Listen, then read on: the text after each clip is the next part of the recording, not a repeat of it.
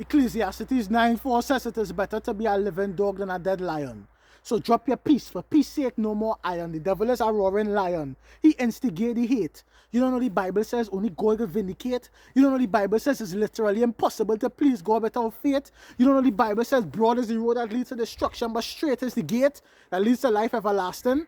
So you choose which one you passing. See, I just asking, because to tell you the truth, God needs soldiers to recruit, so start marching. But fellas rather be blasting, literally throwing their life away so the devil is laughing. The Revelation says hell was prepared for the devil and his angels to be casting. He knows he has a short time left, so he's literally gasping. Hey, but things in Trinidad are getting too turbulent.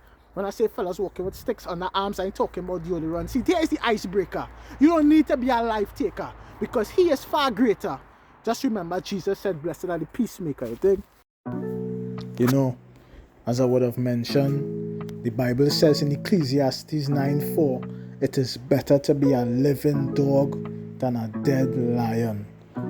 It is better to be a living dog than a dead lion. And we see at the root of that particular verse is pride.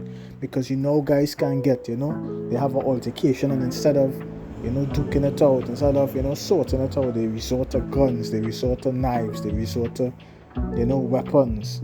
You understand? And we being practical here, we know that we have our issues, we all have our issues. Sometimes we may be walking around with a chip on our shoulder, we might be angry, we might be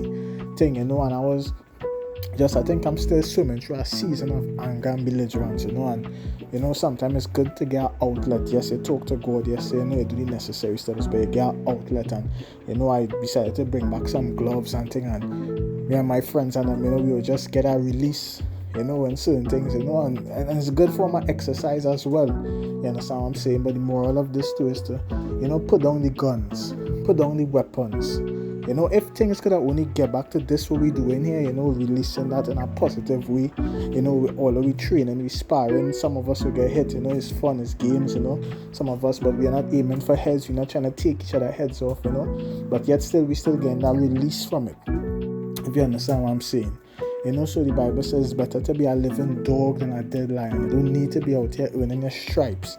You don't need to be out here trying to prove you are better than the next man or you are more violent than the next man. We can just have fun, and if you want to throw your hands, put on the gloves, throw your hands, in a time, and in the future we'll get some headgear and stuff, and we just invite as many fellas. Sometimes fellas see us boxing and they want to join. They have a chip on the shoulder, something bothering them, and by the time they're done, they feel that stress just easing away, whether they get beat up or whether they put the beating on somebody, but it's all fun, it's all clean, and it's all, just entertainment and having a good time, right? So I'm wishing you a blessed night. Remember, it is better to be a living dog than a dead lion. Ecclesiastes 9:4. Blessed are the peacemakers.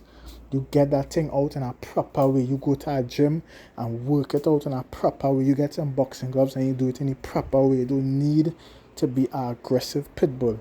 You don't need to do any of that. Blessed are the peacemakers.